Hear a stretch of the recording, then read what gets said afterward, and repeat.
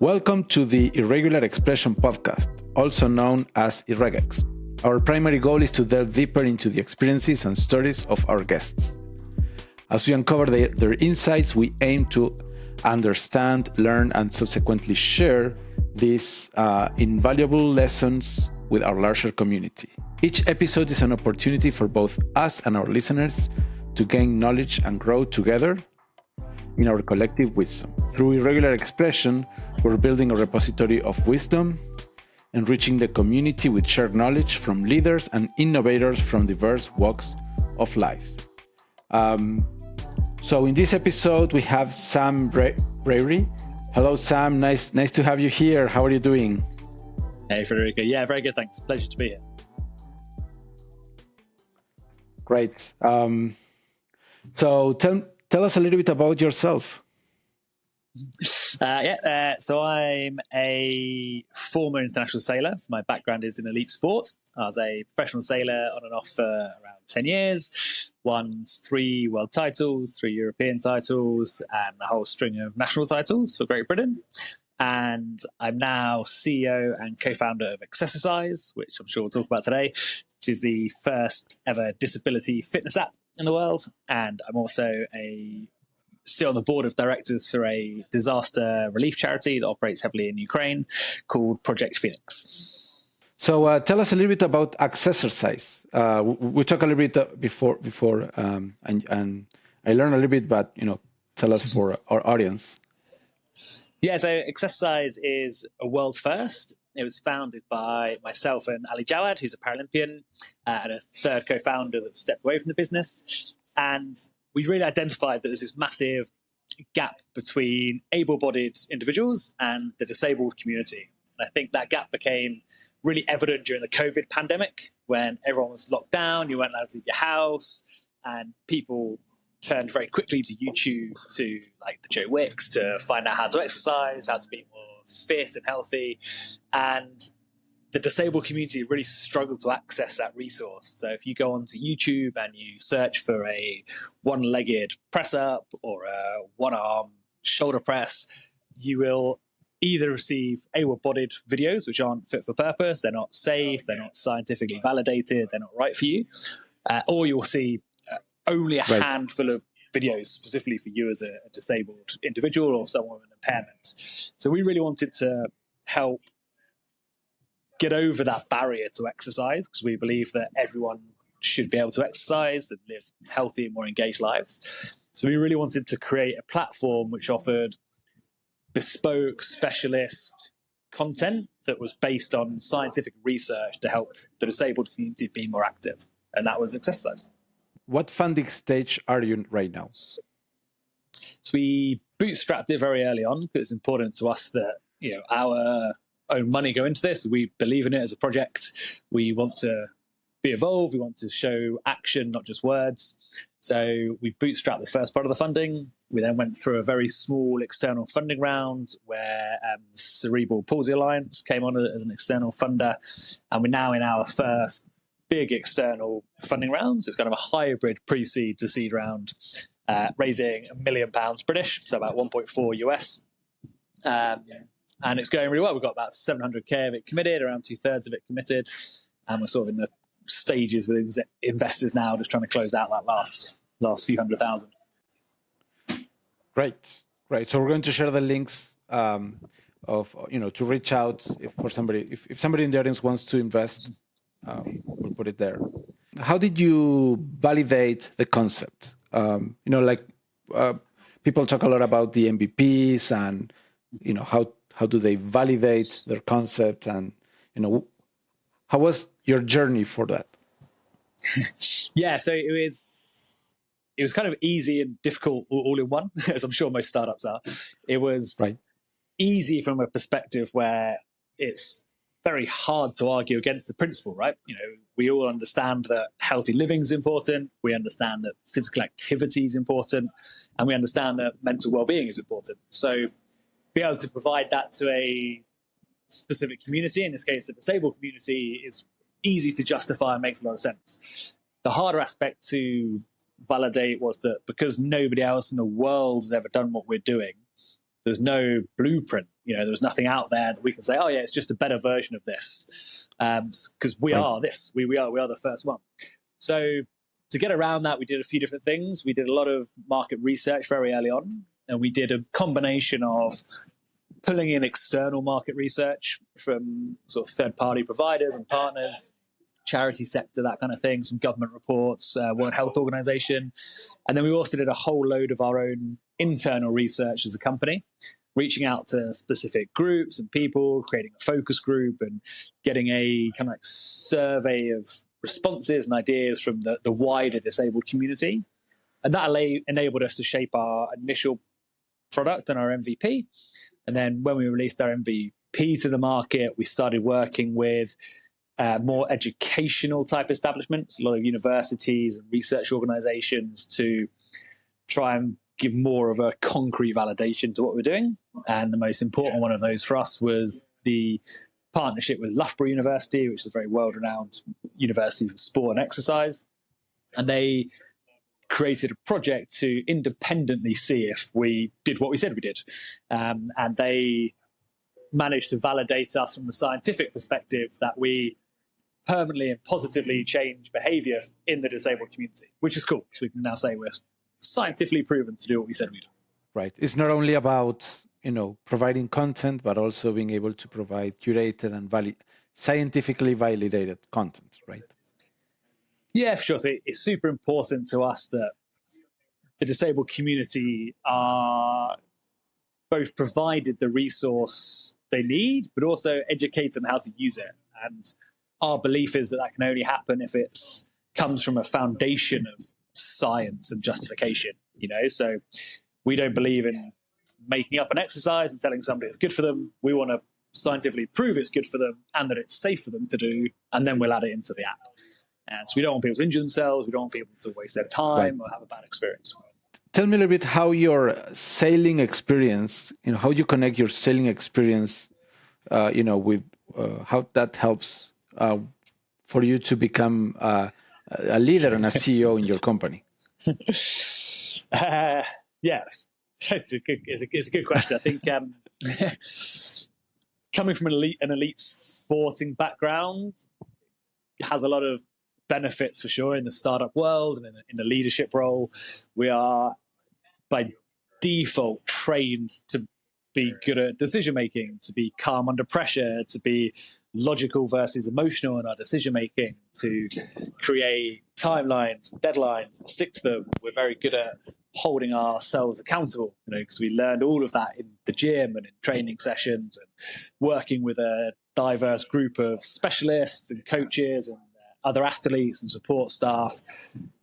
You have to learn to, work with a lot of different people. You have to learn to do what you say you're going to do. You have to learn how to plan properly, how to time manage. And so all of that sort of stuff really, really helps for sure. But I think the biggest single thing that I think elite athlete life taught me that is beneficial to the startup world is that ability to be super resilient to change, but also to failure. So failure is such a positive thing in this world. Everyone looks at it so negatively, but we grew up in an environment where to fail was to learn, and you don't go to the Olympic Games or become a world champion without learning. So we openly wanted to fail. We wanted to not be good enough at something and identify that and work on it. So I think that being open and accepting of that failure and using it as a positive thing to learn and develop rather than to keep knocking you down is really important. And that resilience is also important in the startup world, especially when you're going down these funding paths, where you're constantly getting money put in front of you and taken away and people slamming doors in your faces and, just going over and over again is a key to it. And it's the same in elite sport. Right. The decisions that you make can become, life or death, can become life or death situations, right? So, and the same thing happens in the company, right? So, yeah, for sure. And we don't always get decisions right. And the, another way to see experience, right? People talk about experiences, all the accumulated failures that you had, right? That's basically the experience, right?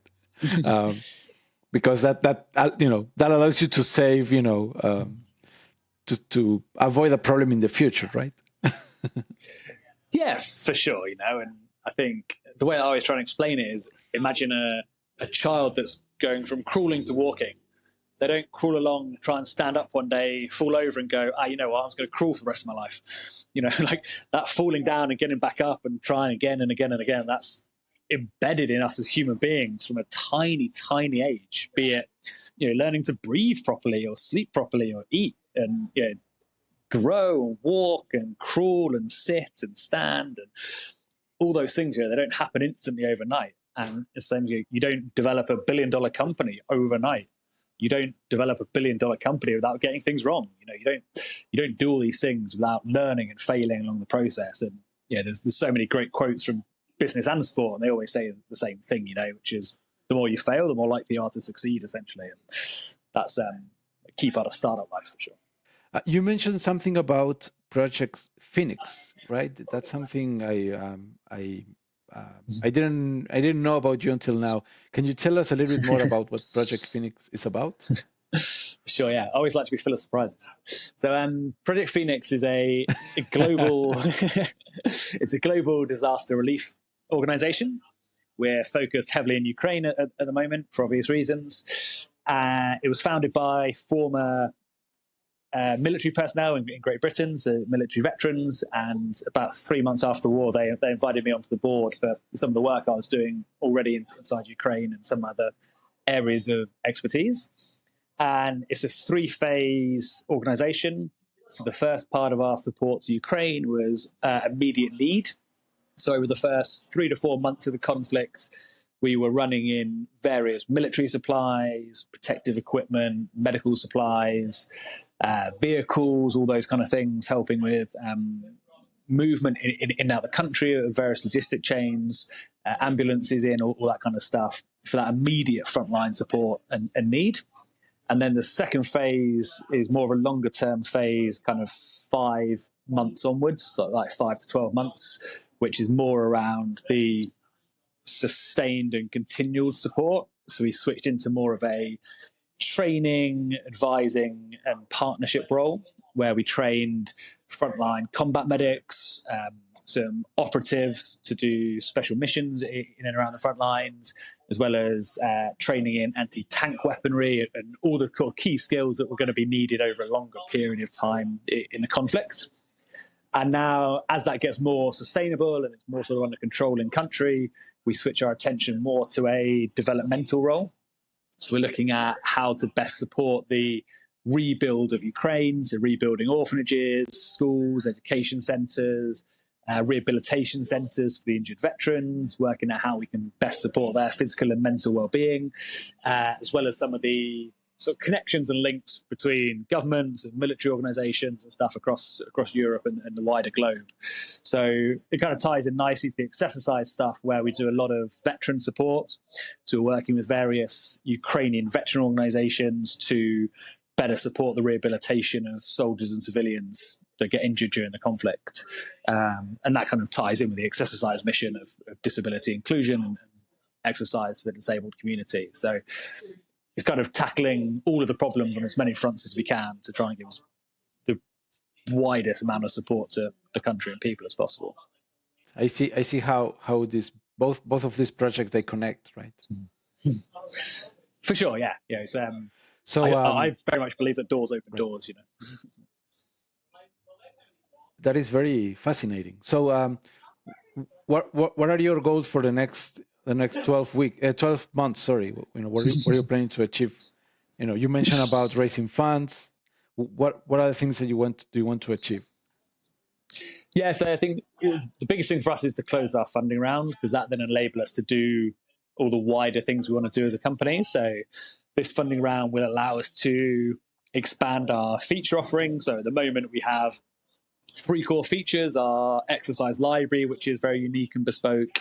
We have a social hub for peer-to-peer support and engagement. And we have a explore section where we map out every fitness facility in the country and they're rated by accessibility. And so we're going to add into those 3 gamification elements to help retention, help user experience, and just the fun side of it. We're going to add in some nutritional content bespoke to different impairments, as well as a education hub for personal trainers, physiotherapists, that kind of things, to better integrate with the community. We're then going to expand into America, Brazil, Australia, and Canada, which is kind of 4 key markets for us. We're going to expand our offering in Ukraine. We're going to do more with the Ukrainian veterans. We're going to hire a few key employees into the company to help drive that rapid growth. And we're also going to add new content. We're going to add probably 3 or 4 new impairments. So we've got 6 or 7 in app at the moment, and we're going to add another 3 or 4 over the next sort of 6 months, 12 months. And that'll really sort of flesh out the totality of Accessercise. And then from a Phoenix perspective, we're just doing more of the same. So we're constantly fundraising for special projects. So at the moment, we're raising for some drones for an elite military unit. We're raising for some rapid response watercraft for a special unit in Ukraine. And then we're also working to support the rehabilitation centres in Ukraine as well. So we'll do more of that front. And as the war hopefully starts to come to a close, hopefully next year, we'll increase our activity in terms of the rebuild side of the country once we can get more resource in there and it's a bit safer in terms of air cover and those sorts of things. So you're talking about adding to Accessercise social component features and gamification, right? And then with the global expansion, you would need I don't know, you probably thought about this, but the translation first interfaces. That's something that I've been, I'm a software engineer, so that every time I hear about international expansion, translation comes to my mind, right? Yeah. So there's it's a good point. It's got like 3 different big components for us to think about. One is the basic translation to make sure that every country is catered for as accurately as possible. But that then brings in a whole load of design issues. For instance, Arabic in terms of a language is much longer on a piece of paper than English, for example. Ukrainian is longer than English and those kinds of things. So the design itself of the app is going to have to be slightly different country by country. The language is going to have to be different country by country slightly. And then the other big thing is splitting all the video libraries. So making sure that if you're in Ukraine, you have a choice between Ukrainian or English videos. If you're in Brazil, you have a choice between Portuguese or English. If you're in Dubai or somewhere, it'd be different again. So having that individualized component based on geography is super important. The text expansion with different languages, that's a big issue. I've seen that happens between English and Spanish. I speak both, and it's a big problem, right? I used to implement this cascading languages system where you would start with, for instance, British English will be the base for all English, but then for Canada we use British English, but then for the US we use Canada, because most of those translation can cascade, right? So things like that, right? And then how that affects the UI, instead of 1 line, it becomes 2 lines, and that becomes an issue, right? It breaks the UI, basically, right? Yeah, for sure. It's a challenge which luckily I'm not going to have to solve. The development team will have to solve that one.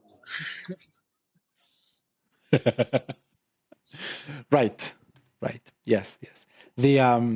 The experience part is difficult to test, because then you have more, you have more and more, languages to support, right?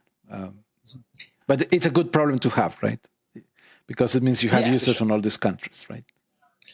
For sure, yeah. And I think specific to us, there's enough English-speaking nations that have a large disability component. So for us, our initial expansion will be the English-speaking markets, and then key markets like Brazil and Ukraine. And that will give us time and experience to then flesh out how that looks across other speaking languages. Are you planning to support visually impaired or blindness or low vision folks as well? So our plan is so we have 7 impairments in the app at the moment, and our roadmap is to include 198 by the time we finished. So at the moment, we have visually impaired already catered for, both partially and fully visually impaired, and we'll expand and add to that as we go through the process. Interesting. And what are those for, you mentioned 7 impairments, right? What are those, the ones that you give priority, and why you chose those specific 7? Yes, we chose them for a couple of different reasons. The primary one being they're some of the largest impairments in terms of numbers of people that are affected by them. So it allows us to reach as many people as quickly as possible. There's a component around some of the impairments with the most amount of scientific research behind them. So we can be very confident in all the content that we provide relative to them. And the third is a bit kind of access to various people. So all of our presenters have the same impairment as the user. Sorry, I'll say it. So if you have one leg, for example, you'll see videos demonstrated by somebody with one leg themselves. So we had to have access to those people quickly and early on in the process. So those impairments we have in-app at the moment are single arm amputee, single leg amputee, tetraplegia, paraplegia, visually impaired partial, visually impaired full, and dwarfism. 7. I haven't thought about that, having a host that actually have the same impairment would be a good, a significant factor in it, right? Yeah, for sure. And it's the first time that's ever been done, which is another cool thing. So. Right. The benefit of that is that you have 100% of the market for yourself, right? But again, it's without a proven track record, then it becomes a challenge to prove the traction of the concept, right? Yeah, for sure. Yeah, so we kind of have the good and the bad, right? We have a whole market to tap into, but we've also got to create that market in a weird way. It's kind of a bizarre thing, but it's an exciting one. It's a good challenge. But I think you mentioned it at the beginning, right? Like the need is pretty much there. It's easy to see, so people can understand that's a need, right? Now it's about proving that that you can actually reach to that audience, and that you could have traction in it, right? Yeah, for sure. Yeah, I think our initial traction shows it's all there. Our user economics are really scalable. All the partnerships are signed. All the various organizations that are behind us are backing us, and it's very clear to understand this is going to work, and it is working. It's now a case of just closing out this funding round, and then it becomes a self-sustaining thing, and we'll be off to the races, as it were. So this is the exciting time, but also the hardest time. So this is an amazing project, and I'm super excited to see you guys be very successful in the near future. When are you planning to close the funding round? When are you thinking that you're going to complete the funding round, funding rise goal? I think we're willing to stay open until mid to the end of January. So we'll close out some of the funding next month, and then with investors who we're advanced in discussions with, or who are particularly the right investors that we want involved in the company at this stage, and we're sort of in progressive talks with, we'll keep it open a little bit for them as a bit longer if needed, but we're looking to close it by the end of January, essentially, for good. So hopefully we're going to hear a lot about you guys. Fingers crossed. Next year, right? Yeah, fingers crossed. Yes. So, and I had another question that is related to, what was the what's been your experience between the startup community in the US and the startup community in Britain, right? How do you what differences do you see in those communities? It's been very different for sure. I think the US market and state of affairs is generally more open and welcoming to the startup life and the startup world. It's the example I always give is kind of in the UK, if you start a company and it doesn't quite go so well, often the reaction is, oh, well, never mind, why don't you get a proper job now? Or, like maybe just take a breath and, do something else for a bit and then work it out later. Whereas the US, it tends to be a bit more like, oh my God, that's amazing, you failed. What's next? What are you going to do next? Kind of thing. And I guess that the US tend to, in my experience, have more of a positive viewpoint on that sort of failure side of things, and bizarrely are almost more likely to fund you if you've failed before because you've lived through all those mistakes, right? You're not going to do them again. They know that and they appreciate it. Whereas in the UK, it's slightly more risk adverse in the approach. That being said, yeah, it's a generalization. Not everyone's like that, of course. But certainly the reception in America for what we're doing, right, it's unbelievable, and we're excited to get out to America, but we're also excited to, increase our reach and support in the UK as well. So we're kind of country agnostic, I guess, in that regard, with a slight sway to the American approach to startup life. It's just very built around that, So. Yeah, in the US, the culture for startups is very different, right? And people can actually take a sabbatical to do a startup. They fail, then continue their career, or they do something different, right? It's that's much more common in the US, right? Yeah, something similar happened here in Mexico, right? That they have that risk. They're more risk adverse about startups, right? But I feel that an entrepreneur would start a company or a project in spite of the culture, the government, and all that, right? Yeah, for sure. Right. So yeah, and Accessercise seems to be a solution that could be applied globally, right? Yeah. Then you might have specific situations on different countries, right? That you might need to take into consideration, but those might be minor adjustments, right, throughout the road. Yeah, of course, yeah, and it's important to maintain that sort of cultural sensitivity as well. Like part of that, our promise to be the most inclusive thing possible is to understand that some of the sensitivities in different cultures, different religions at times, different languages and stuff. So yeah, we take a very open and forward-looking approach to it, and we try and be as understanding and sensitive and inclusive of all these things as we possibly can, while maintaining our core drive, which is to help as many of the disabled community as possible. I really appreciate, Sam, to have you here, and I'm looking forward to see you guys succeed. Yeah, thank you. Appreciate it.